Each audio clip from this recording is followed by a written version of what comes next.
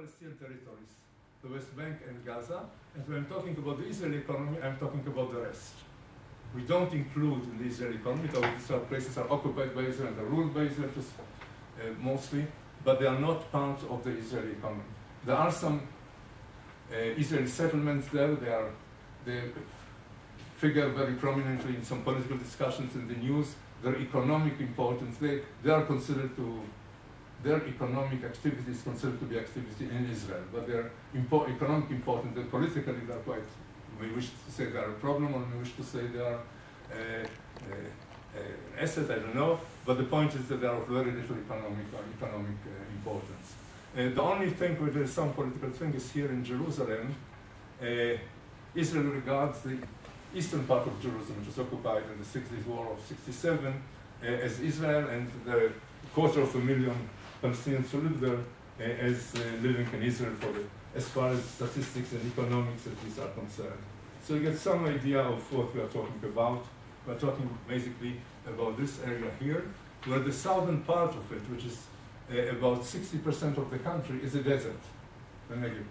And most of it is an area which cannot be used for agriculture or basically for much more except some tourism, except here along this valley, which runs from the Dead Sea, which is 400 meters below sea level, here, down to the Red Sea, to the port and resort town of Eilat. But except for that, more than half of the country is not productive, cannot be productive economically. Secondly, you may wish to know what the size of the place is. So I can tell you from the top, from the top,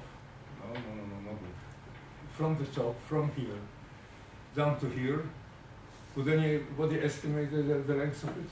You've got some scale here. It's 424 kilometers. And the breadth here is 15 kilometers. So you have the idea of the size of the place. Now I wanted to give you some idea of its economic magnitude, and that's why I said a snapshot, and so that you'll get the feel of it to compare it with Hungary. I have to admit I got lost completely in an attempt to discover what the figures of Hungary were. I got different figures from the World Bank, different figures from the IMF. I don't know what your gross domestic product is, so if the figures I present from Hungary, please take them not with a grain of salt, but with a big cup of salt. And don't blame me, I was trying my best, but I really spent much time on that, but wasn't very successful. But anyhow, the size of Israel is less than 21,000 square kilometers. The size I'm sure about Hungary. Unlike the gross domestic product, it's 93, so it's about, it's more than 4 times, I'm sorry, Israel is 1/4 or roughly of the size, or even less, of the size of Hungary. The population is about 70.5%, so it's much more densely populated country. Now the age is interesting. You see, in Hungary, you have got a relatively adult population. Only 50% are below the age of 15. In Israel, it's 28%. And even that is low compared to some of the neighboring countries. Now, the median age, and that's another way of looking at it. In Israel, it's less than 30. In Hungary, it's 40. So we are a much younger population. Life expectancy here, I've got a problem, because I got different figures. But what really fascinated me, and I would be very happy if somebody of you would tell me what's the situation, is that I discovered that the Hungarian figures for life expectancy, where there was a great difference. There's always a difference between male and female. The female live longer. But it turned out that in Hungary, in the statistics I saw, this difference was very large. So I don't know whether women are so much how should I say, distributed in favor in Hungary, or men against, or whether it's something wrong with the statistics. But anyhow, the life expectancy is longer in Israel.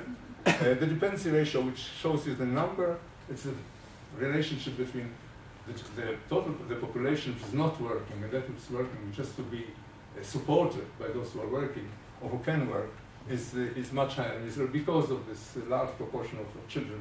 In Hungary, it's mainly consists of elderly people. And elderly people usually consume much more in terms especially of medical aid and so on than do young people. So the burden here is, though the figure is lower, maybe even greater. Labor force in Israel 3 million, in Hungary it's 4.3 million, and the labor participation rate, which means this abstracts from the fact that they are young people and so on. It speaks only about the people in the labor force, people above the age of 15, that's the international definition, who either work or seeking work, is slightly lower in Hungary, but not very much.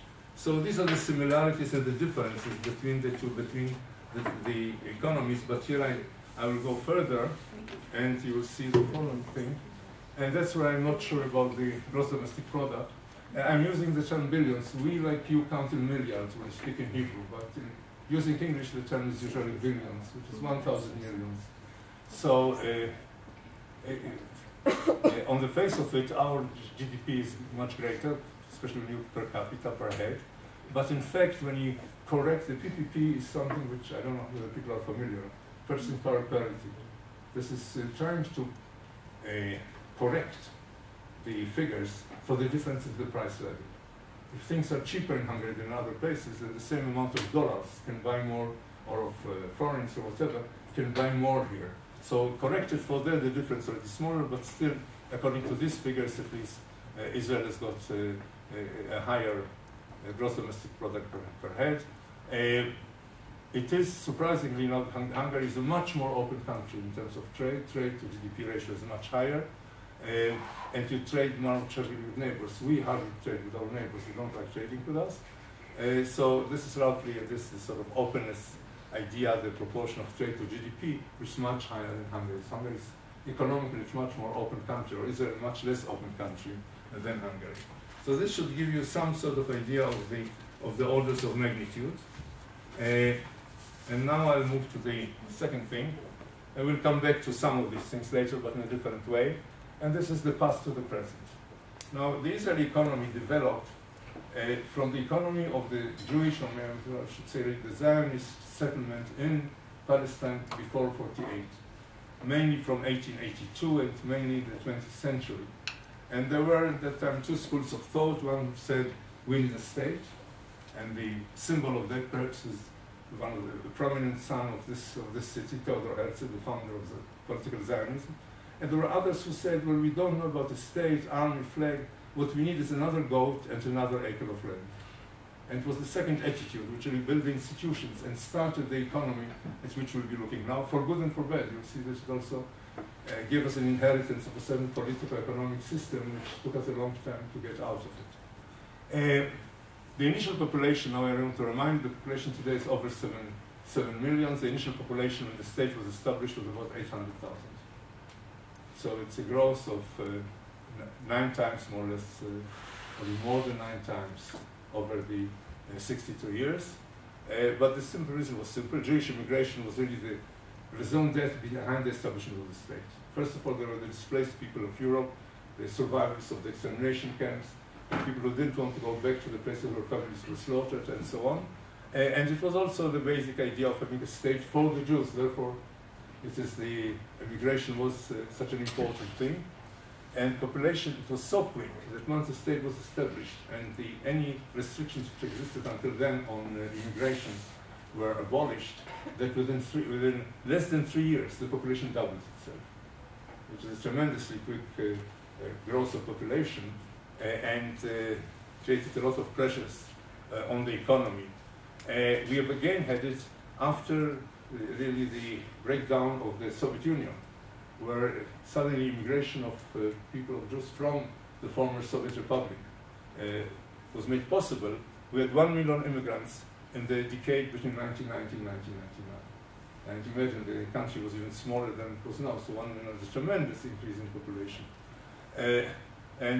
The usual figure is that immigration accounted for 43% of population growth between 1948 and 2009. That's the latest figure I've seen. But that, in a sense, is misleading.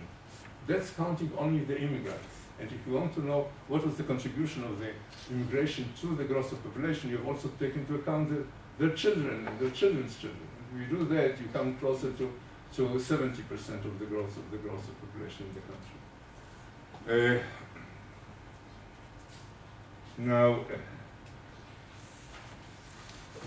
you will see that in a moment. I promise not to play too much with graphs and so on, but it gives you some idea. the higher curve is the total increase in total development, total population. The low one is of the Jewish population, because Israel has got also a rather large Arab, now they call it Palestinian Arab population, which are citizens of Israel. And you can see here there are two very prominent jumps. Now this now looks rather funny, but was a sudden jump. This was the population doubling itself between 48 and 51. Then you get this very large jump here. Can you see it here? And the same here, of course, with the Jewish population which increases. That's the immigration from the Soviet Union. And there were some other waves of immigration, for example, from Ethiopia and so on. And you get this sort of from time to time, these jumps. And as you'll see, they played a role in the economy, and I'll say something about this. Now, mass immigration, as you can imagine, created certain pressures. It required resources, very large resources. First of all, to providing housing, and secondly, for job creation. So at some stage, the Israeli government at the beginning discovered the joys of the printing press. They could issue money. The new government discovered it could issue money.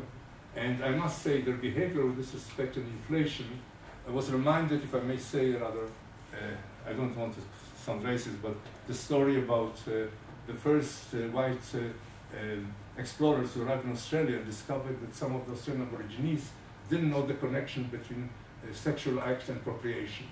So that's how some of our government at that time regarded inflation. It's nothing to do with us printing money. They printed money only because business required more money when prices went up. And of course that brought us into rather strong inflationary pressures. Now, this was, the other thing was the defense requested considerable resources. The country was born in a war, 1948, and a very difficult war. We lost 1% of our population in the war. It fought two other major wars with more than one of its neighbors simultaneously, in 67, 73. It is under considerable threat from non-state militias. It's something that's fairly novel in the world, that we've got something which are actors which are not a state, but have got military power and so on, like the Hezbollah in Jordan, in Lebanon, to a certain extent the Hamas and the Palestinians. And more recently, there are threats from a distant neighbor, with whom you've got no territorial certainly disagreement. That's Iran, threatening to develop nuclear power in order to get rid of us or something of this sort. So, because of that, Israel spent a lot of its resources on defense. Incidentally, all these high points have to do with wars. So this was the 48 war. This is the what was it? No, there's a mistake. Yeah, this is the 56 signing campaign. Then you start getting the 67 war. Here there's a jump, and then again a huge jump after the 73 war, which is again a major war. And then it started going down, partially at some stage, because of the peace agreement with Egypt, which allowed both Egypt and Israel to greatly reduce their defense expenditures. This is proportional GDP, and then in 85, as I'll talk about it later, the economy was in an inflationary crisis and had to cut down on a lot of expenditures. So you see this has been going down all the time until recently it was something like 8% or even 7%, which is of the GDP. It is still extremely high by international comparisons. The only countries with the higher one is somebody like Georgia, for example, one of the Emirates in the Gulf for some reason, and I think Rwanda or something of this sort of normal countries. United States was one of the highest ones, 4.3%. So this is really an extremely high proportion of resources used to for defense. And yeah, as I said, this recently it has been in 2009 it was 7%. So it has been going down, but it is a heavy burden. It was certainly a very heavy burden in the earlier years. You can see this here.